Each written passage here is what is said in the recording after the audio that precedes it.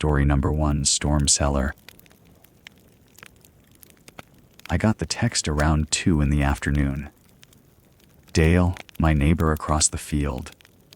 We'd lived near each other for about 4 years, without much more than waves and small talk at the mailbox. His message said his storm cellar had flooded from all the rain we'd had that week, and with the tornado watch coming in, he was asking if he could use mine. I said yes. It seemed like the obvious thing to do. He showed up 20 minutes later in his truck, soaking wet. Rain was coming down in sheets by then, and the sky had that greenish tint that makes you move faster than usual. He tracked mud through my kitchen without really thinking about it, apologizing in that way people do when they're not really paying attention. I grabbed some paper towels and pointed him toward the basement door.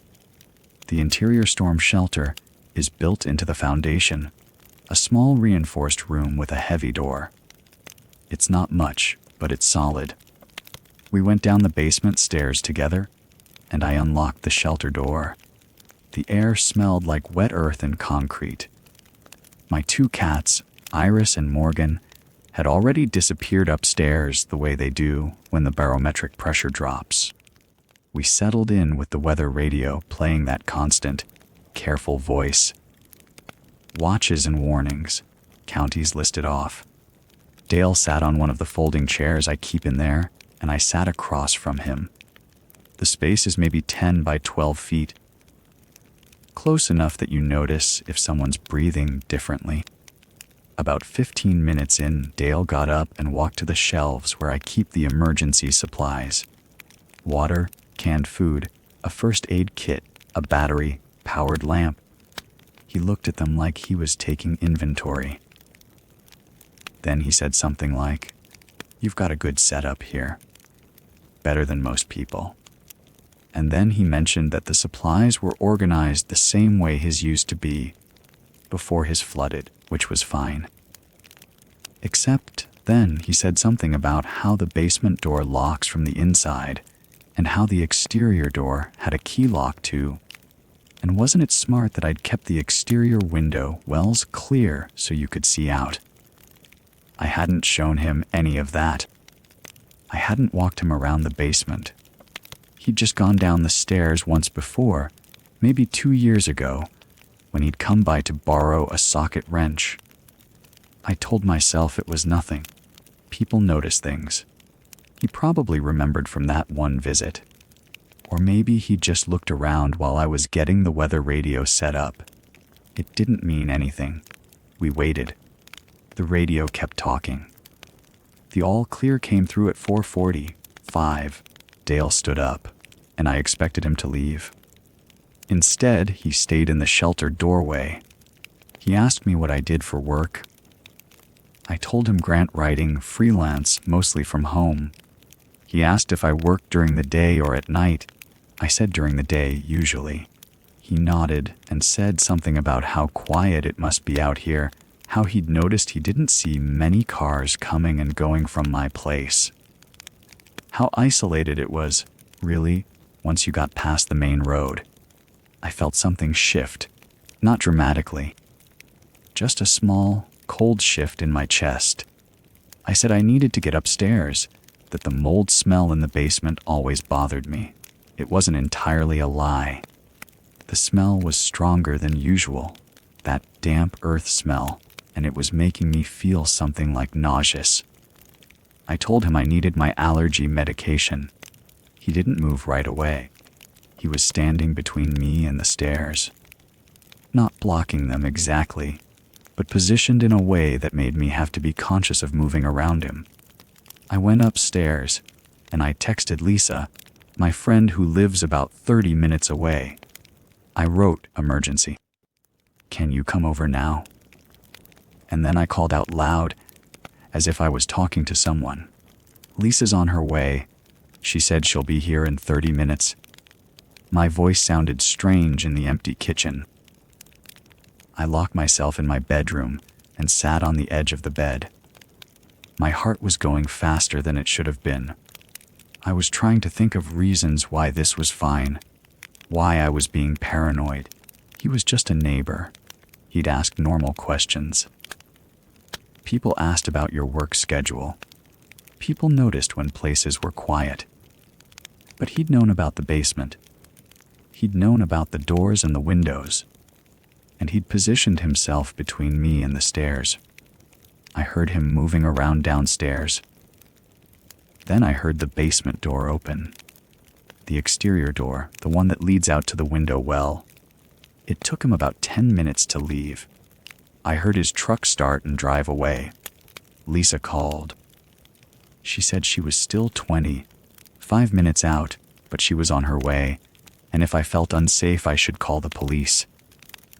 I told her I was probably just being weird, that everything was fine, but that I'd feel better when she got here. She said she'd stay for a while. She arrived, and we sat in the living room, and I didn't tell her the specific details because I couldn't quite articulate why I was afraid. She left after an hour, and I locked all the doors and didn't sleep much. The next morning, the rain had stopped. The ground was still soft. I went out to check the basement window well, the one that looks directly into my bedroom, the one Dale had mentioned knowing about. There were 5 cigarette butts in the dirt. Fresh ones. The paper still had that pale color, not weathered. The filter tips were bent from being stepped on.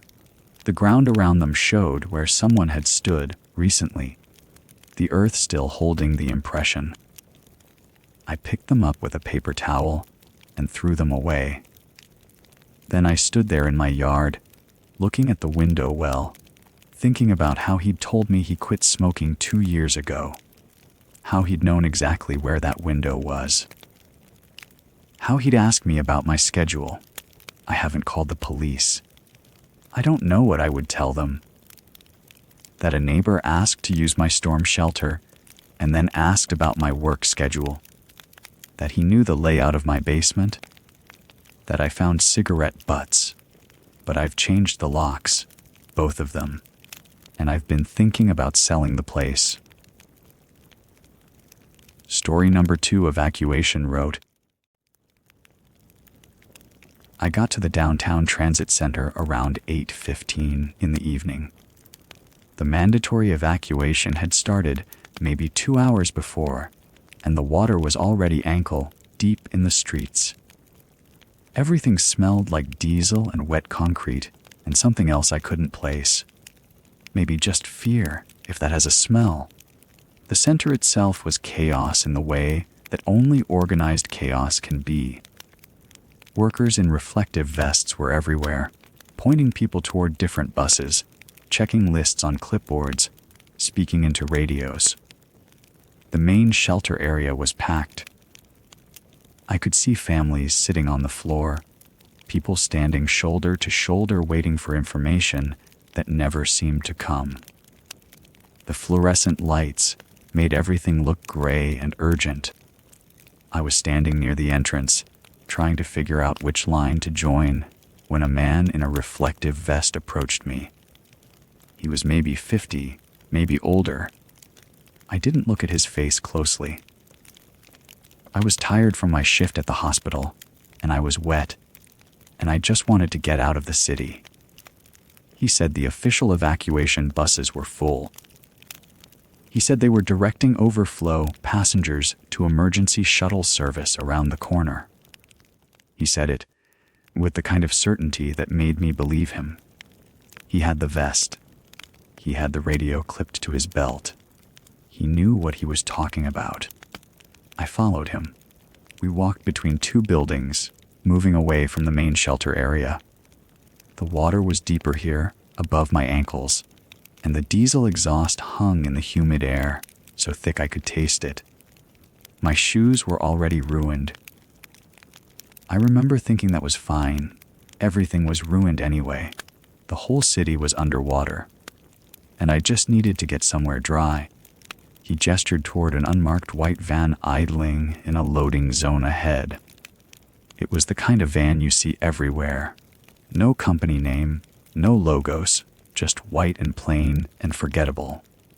I could see through the tinted windows. There were 3 passengers already seated inside. They looked calm. One of them was a woman in her 60s, maybe. An older man. A younger guy, maybe mid-20s. They were just sitting there, waiting. The man in the vest told me to hurry. He said they needed to leave immediately before the water levels rose further. He said it in a way that made it sound like we were running out of time, like the city was sinking faster than it actually was.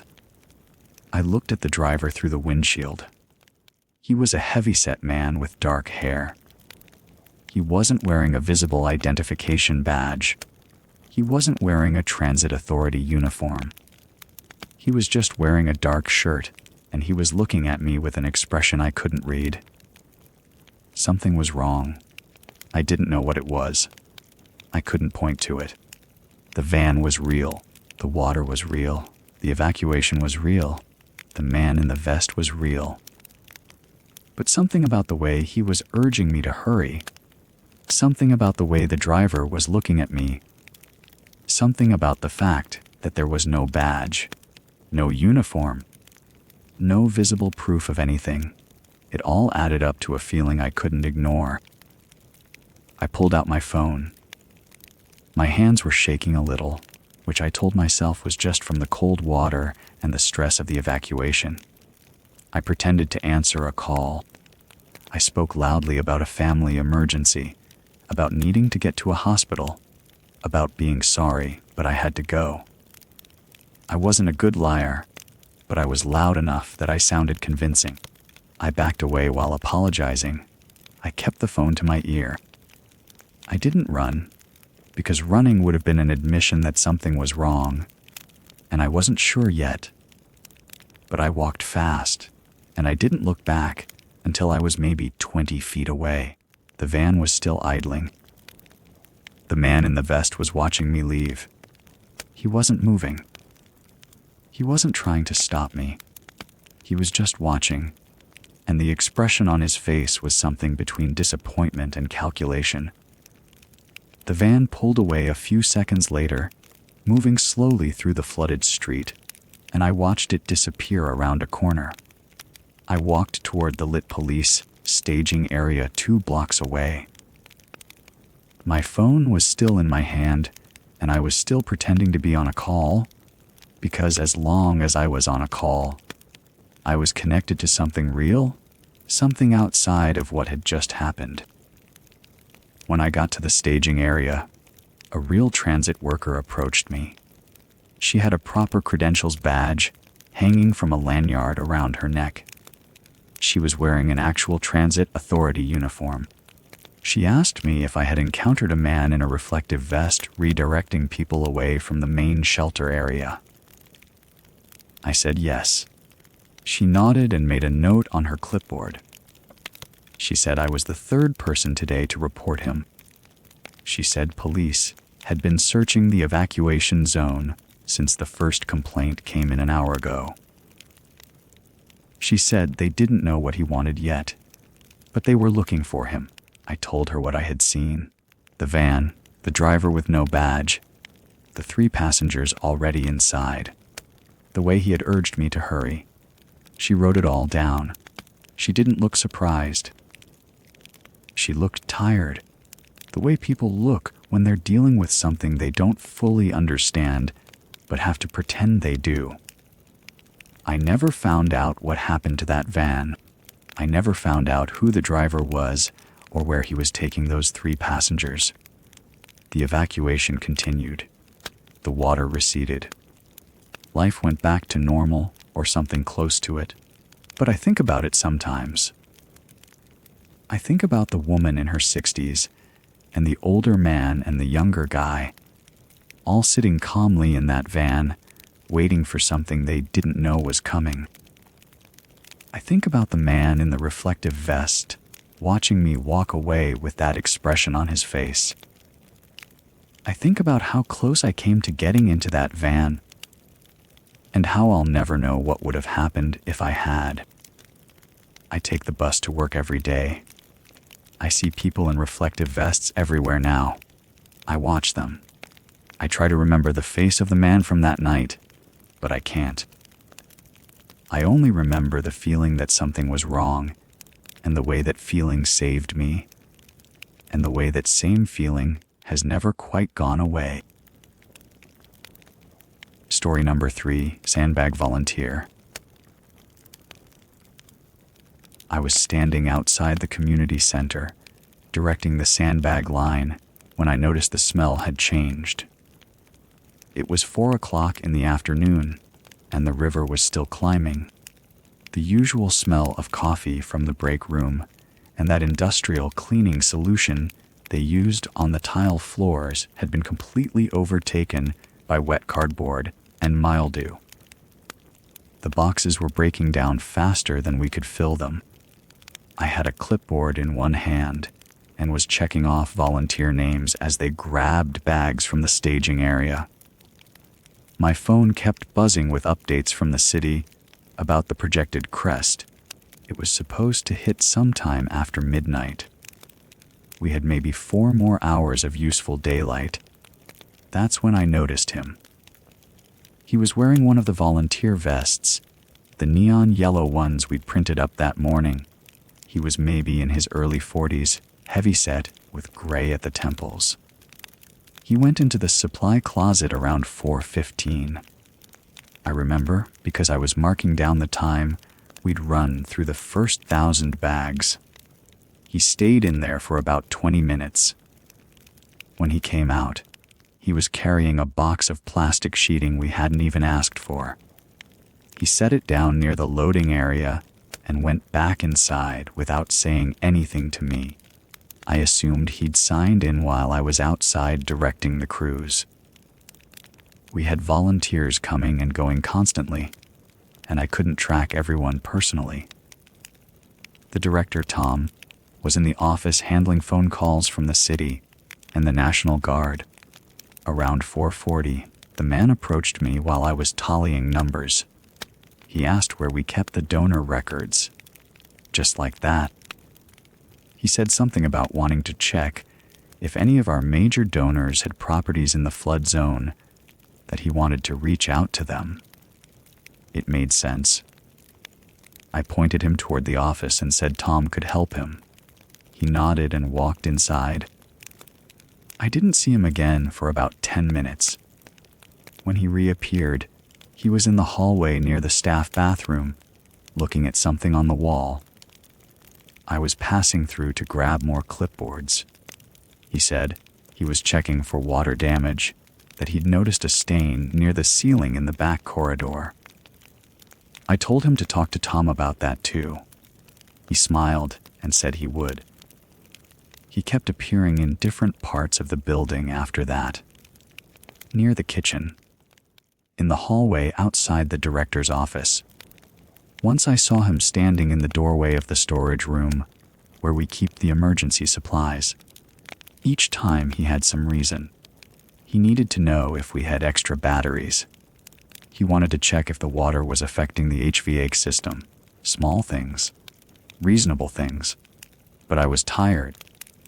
And the stress of coordinating everything was making me hyper-aware of details that probably didn't matter. By 6 o'clock, the light was starting to go. The volunteers were beginning to thin out. Some people had their own homes to prepare. I was walking to my car to grab my jacket from the back seat when I heard footsteps behind me in the parking lot. It was the man from the supply closet. He caught up to me about halfway to my car. He was walking quickly, and I felt something shift in my chest. Not quite fear yet, but a tightness. He said, "Hey, I wanted to ask you something. You live around here, right? Near the river?" I kept walking. "Why are you asking?" "Just wondering if your street has flooded yet. We're trying to get a sense of which neighborhoods are going to be hit hardest." I stopped. I turned to look at him. His hands were at his sides, nothing threatening about his posture, but something about the question felt wrong. He was asking me specifically, not asking about the neighborhoods in general, asking about my street, asking if I lived near the river. I said, "I'm not sure that's something I should be discussing with someone I don't know." He smiled. It wasn't unfriendly. Fair enough. Just trying to help with the response. I turned and walked back toward the building without answering. I could feel him standing there in the parking lot, watching me. I didn't look back, I just walked faster. When I got inside, I found Tom in the office with 2 other volunteers, both of them packing up supplies. I pulled him aside and told him I needed him to check the security footage from today. I said I wasn't sure about one of the volunteers, that I wanted to make sure everyone who was here had actually signed in. Tom looked confused, but he didn't argue. He pulled up the footage on his computer. We scrolled through the afternoon. I watched the supply closet door opening and closing. I watched the man moving through the building. And then Tom said, "Wait, I don't remember him signing in." We went back further.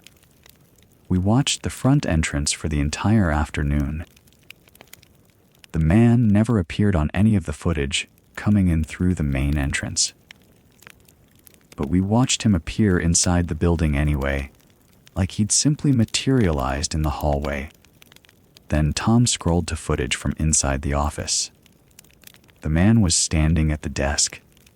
He was holding his phone up to the emergency contact sheet we keep posted on the wall. He was taking a picture of it. Then he moved to the key rack and photographed that too. The building keys. Our keys. Tom's face went pale. He said, "I'm calling the police." While he was on the phone, I walked over to the window that overlooks the parking lot. The man was sitting in a truck 3 spaces from my car. Just sitting there. His engine wasn't running. He was just waiting. I watched him while Tom talked to the dispatcher.